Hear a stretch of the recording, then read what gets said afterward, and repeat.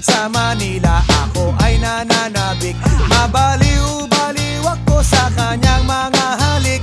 Okay lang di maiwasan na mamiss paminsan-minsan, pero pag kami nakita aking panggigigilan, di ko siya titigil.